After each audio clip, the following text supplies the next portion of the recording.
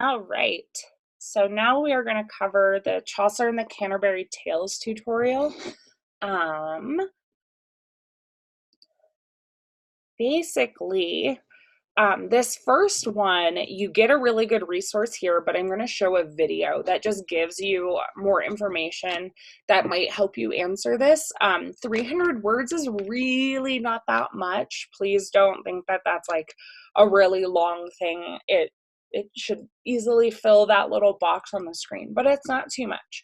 So in this activity, you will write a short research paper on the impact that the plague pandemic, also known as the Black Death, had on the people of England in the 1300s.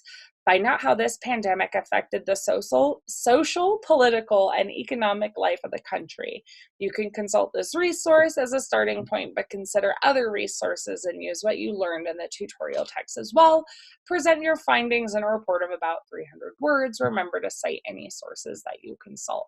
So this is what it links to, and it just gives you some information. There's some like quotes and stuff, and I would recommend looking through this, especially if you don't know much about it, because it's going to give you more information than this video does, but this video is a good summary of what you should know.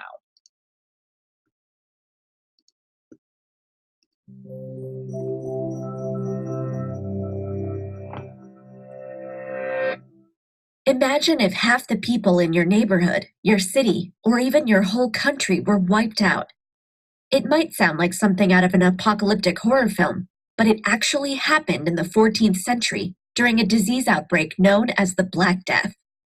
Spreading from China through Asia, the Middle East, Africa, and Europe, the devastating epidemic destroyed as much as 1/5 of the world's population, killing nearly 50% of Europeans in just 4 years.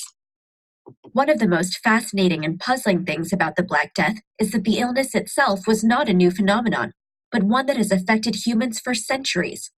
DNA analysis of bone and tooth samples from this period, as well as an earlier epidemic known as the Plague of Justinian in 541 CE, has revealed that both were caused by Yersinia pestis, the same bacterium that causes bubonic plague today. What this means is that the same disease caused by the same pathogen can behave and spread very differently throughout history. Even before the use of antibiotics, the deadliest outbreaks in modern times, such as the ones that occurred in early 20th century India, killed no more than 3% of the population. Modern instances of plague also tend to remain localized or travel slowly, as they are spread by rodent fleas. But the medieval Black Death, which spread like wildfire, was most likely communicated directly from one person to another. And because genetic comparisons of ancient and modern strains of Yersinia pestis have not revealed any significantly functional genetic differences, the key to why the earlier outbreak was so much deadlier must lie not in the parasite, but the host. For about 300 years during the High Middle Ages, a warmer climate and agricultural improvements had led to explosive population growth throughout Europe. But with so many new mouths to feed, the end of this warm period spelled disaster. High fertility rates combined with reduced harvests meant the land could no longer support its population, while the abundant supply of labor kept wages low. As a result, most Europeans in the early 14th century experienced a steady decline in living standards, marked by famine, poverty, and poor health, leaving them vulnerable to infection.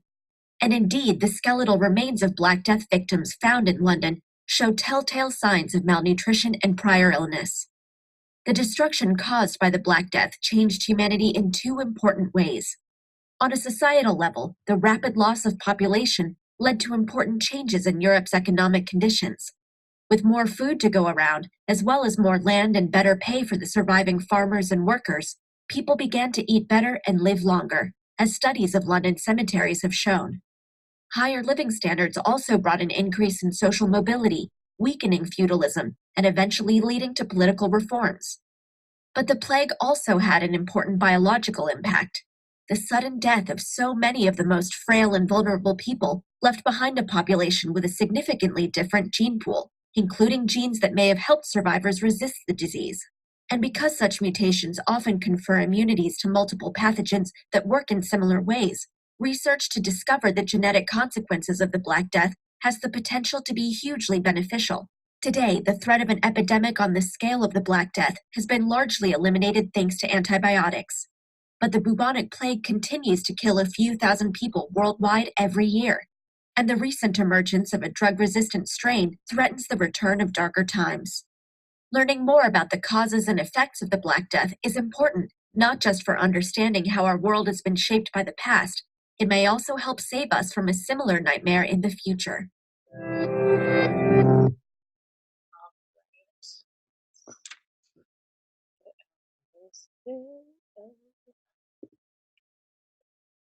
All right, so that you will hopefully find useful in terms of this, but I mean, you get, social, political, and economic stuff from the pretty useful information.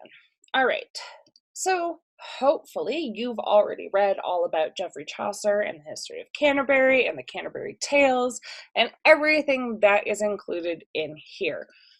Okay, so it wants you to reread the excerpts from the general prologue, the Pardoner's Tale, and the Nun's Priest's Tale, keeping an eye out for the way the tale presents apparent didactic messages. Then write a short analysis of each tale, noting its didactic qualities and the moral that the teller tries to impart. In your opinion, are the stories actually as didactic as they sound? So what that means is, are the stories really imparting this moral lesson, or not? In what ways are they different from what is normally considered an instructional story? So I have videos. I'm going to play one that's just a summary of the whole Canterbury Tales. And then I'm going to play one on the prologue, one on the Pardoner's Tale, and one on the Nun's Priest's Tale. Just to give you a really good summary if you've read through them and you want a bit more understanding. And then I can give you also an idea of what your essay for this activity should look like. All right, and since you're supposed to be writing a short analysis of each tale, this is what it should look like for each one.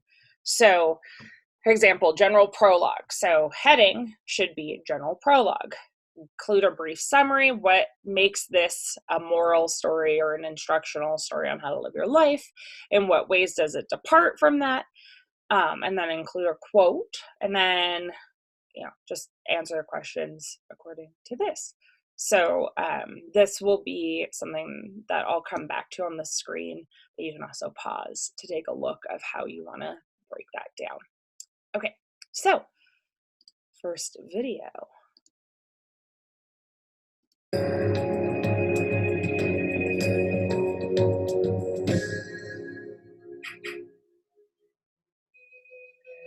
Few books have withstood the test of time like Geoffrey Chaucer's wildly original, trailblazing masterpiece, The Canterbury Tales.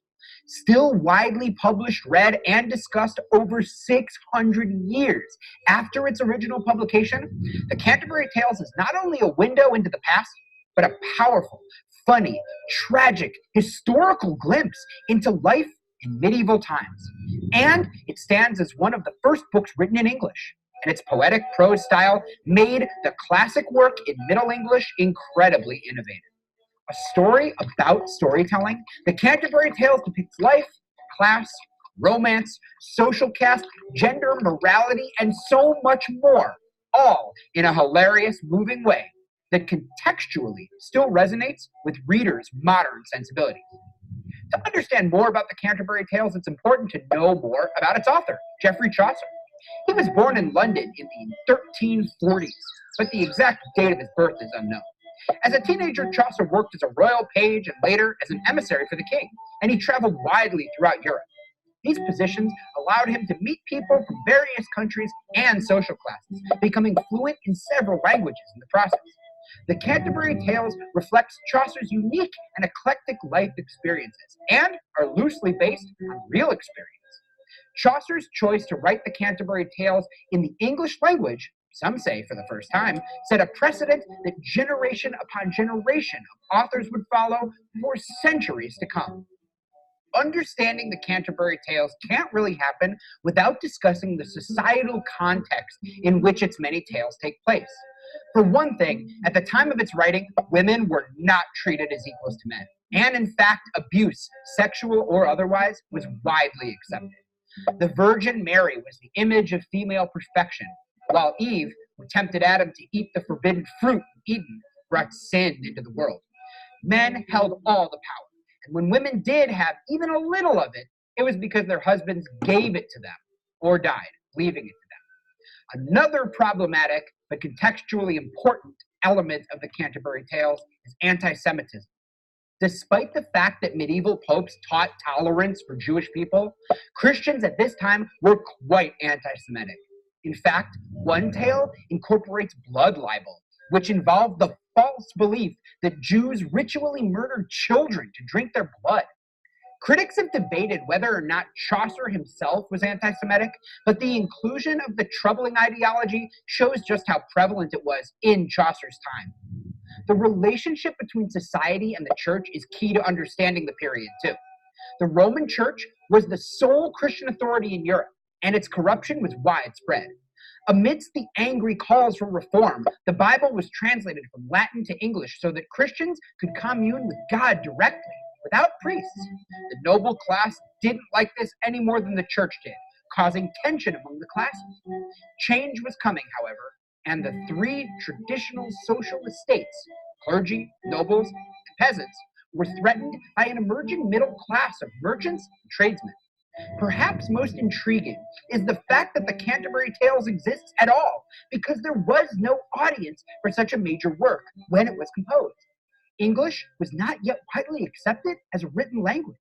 Writing the Canterbury Tales in Middle English meant that Chaucer was on the cutting edge of literary innovation. Printing with movable type hadn't been invented yet, so Chaucer probably shared some of his tales orally with fellow civil servants and scholars. The writing of the Canterbury Tales coincides with the rise of writing in English itself, and the proliferation and documentation of storytelling is an essential element of the book. The Canterbury Tales wasn't just a famous story. It was the famous story, the one that set the stage for a culture of reading that continues to this day. In the decades after Chaucer's death, around 100 copies of his tales were created, making it a bestseller by the standards of the time. As for the plot, the Canterbury Tales is a story within a story. And sometimes even all that is within yet another story. Anyway, every tale contains its own structure of introduction, rising action, climax, falling action, and resolution, which is often a cautionary lesson or moral. The 24 tales are bookended by a prologue and retraction.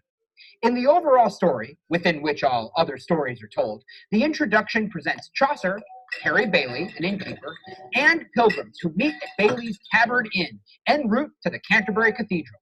The narrator and this motley crew of representative figures of various social classes and occupations travel together and one-up each other in a friendly, sometimes fierce, rivalry of storytelling. During the rising action, the characters ride toward Canterbury, sometimes fighting, sometimes drinking, but taking turns telling their stories as Harry Bailey keeps the momentum going, stopping when the stories get too somber or when the storytellers deviate. The knight tells the first tale, the miller interrupts with the second tale, and so on, until stories are told by a cornucopia of characters. Prologues return to the assembled listeners and develop their characters through reaction and conversation. What follows are stories from the reeve, the cook, the man of law, the shipman, the prioress, Chaucer's caricature of himself, who tells his own tale of Sir Topaz and Melibea, the monk, the nun's priest, the physician, the wife of Bath, the friar, the summoner, the clerk, the merchant, the squire, the franklin, the second nun, the canon's yeoman, and the manciple.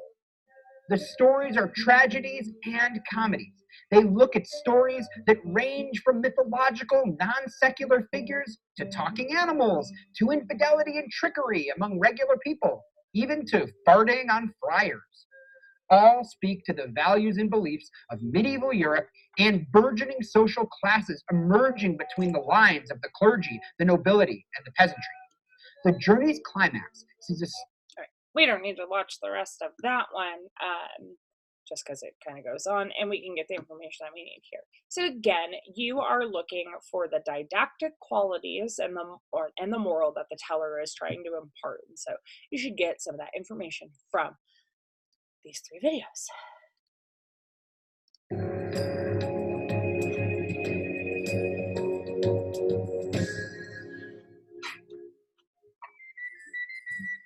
In the prologue of the Canterbury Tales, Geoffrey Chaucer, the author and narrator, is describing springtime. The April rains drench the ground, plants are flowering, the sun is shining down, and birds are singing. People are wanting to go on pilgrimages to faraway places. The Canterbury Cathedral, where relics of the martyr Thomas Becket are kept, is one of the places that people want to go, and Chaucer is one of the pilgrims wanting to go there. He arrives at the Tabard Inn in Southwark before embarking on his journey. Now, 29 pilgrims arrive at the inn. The host, a plump, bright-eyed man named Harry Bailey, decides that he, too, will go with them all to Canterbury. To pass the time on the journey, which they leave for in the early morning, each of the company will tell 2 stories on the way there and 2 on the way back. The host will be the judge. Whoever tells the best story will win a free meal upon their return. Everyone agrees to this competition, and they draw lots to see who will go first. The knight draws the short cut. He must begin the game. The prologue of the Canterbury Tales begins with a famous description of spring. The elements of energy and awakening will be developed through the plots of several tales, and features of springtime will crop up time and time again throughout the stories. It's the earthier, pagan sort of awakening that energizes the majority of the Pilgrim's Tales. The prologue sets up the story that holds the rest of the tales together. It is loosely in the form of an estate satire, which is a 14th century literary style that speaks to the roles of clergy, nobility, and peasantry, stations that are represented among all the pilgrims. The miller, the reeve or carpenter, the cook, the wife of Bath, the franklin, who's a landowner but not a noble, a merchant, and the shipman are also examples of a growing middle class, and Chaucer's individual descriptions of the pilgrims give readers a sense of their personalities as well as their social castes. These characters are not exactly peasants, but they are definitely not nobility or clergy, whose representatives among the pilgrims do not seem to behave much differently than the others. Some, like the description of the knights, are idealized. Some seem more like caricature. Their clothing, whether rich or ragged, also suggests their social status and occupation. In many of the descriptions, Chaucer slyly draws attention to the characters' weaknesses, whether vanity, greed, gluttony. All right, so the Pardoners, prologue and tale summary.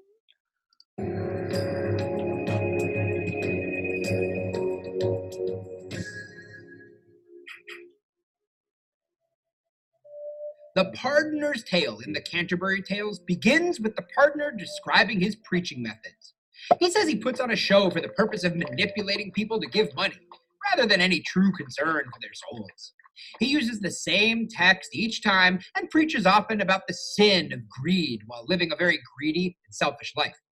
After he describes how corrupt he is, he reassures the company that he is still able to tell a moral tale. He begins his tale by introducing the 3 young men who lived in Flanders. They had given in to every kind of vice, including gluttony and drunkenness. Sidetracking, he states that gluttony is the main cause of human grief and misery.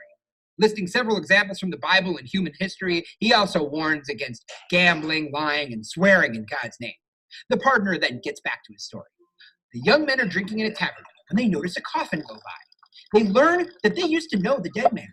He has been stabbed in the heart by a thief called Death. This same thief has killed many people in the present plague. They should be ready to face death if they should meet him. Another man adds that this thief likely lives in a nearby town. The 3 young men decide to pursue the thief and kill him. In their drunken rage, they start out. They meet an old man who says he has lived a long time because death will not take him.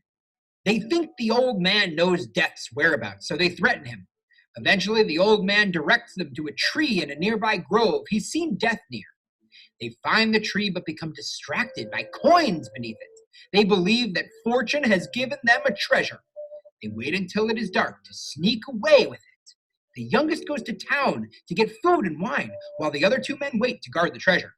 While he is away, the two conspire to kill him and take the money for themselves. But the younger man has a similar idea and poisons 2 bottles of wine. When the youngest gets back, he is killed. But then, drinking the poisoned wine, the other 2 also die. Death has indeed taken them all. After this tale, the partner offers his services to the company. For a fee, of course. Harry Bailey insults him, making the partner angry.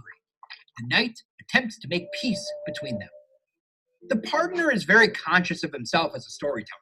He describes the various ways he manipulates people into giving him money. The story of the 3 young men is a sort of sermon illustration or exemplum. He prefaces this tale by saying it is a story he would often preach. The lessons are fairly clear. Sinful behavior ultimately results in death. Its moral is you reap what you sow. The men's goal of setting out to destroy death is tantamount to blasphemy, as the men presume to equate their own power with that of God. All right. And then the last one we're going to watch is The Nun's Priest.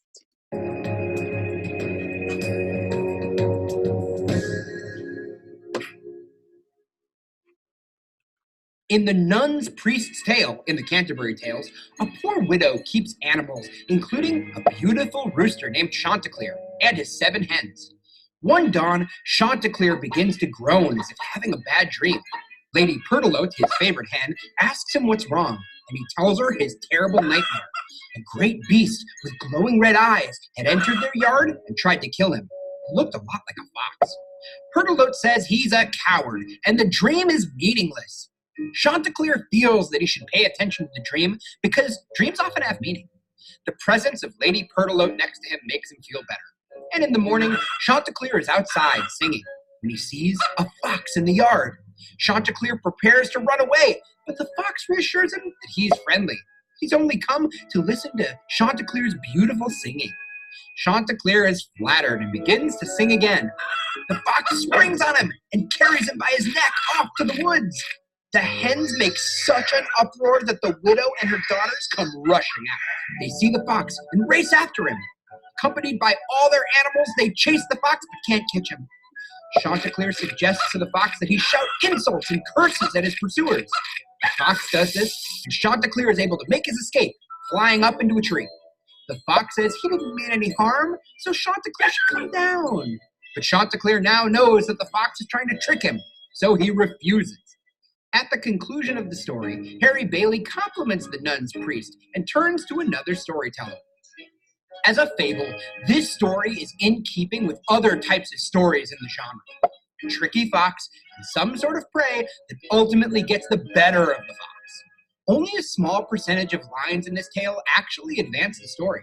A large number of lines are given to Chanticleer's argument for the importance of dreams.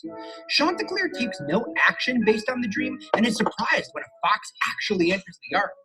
Most fables end with a single lesson or moral. This story does not have just one, but several. Chanticleer learns to be wary of tricksters who want you to close your eyes when you should keep them open. The fox learns that he should keep his mouth shut. The nun's priest adds that people should be on guard against flatterers. With these words, the nun's priest suggests his audience might see themselves in both the proud and gullible Chanticleer, the skeptical and disdaining hen, and the tricky and flattering fox. The nun's priest's fable meets with great approval. Chaucer seems to say that this is what learning combined with a true talent for storytelling really looks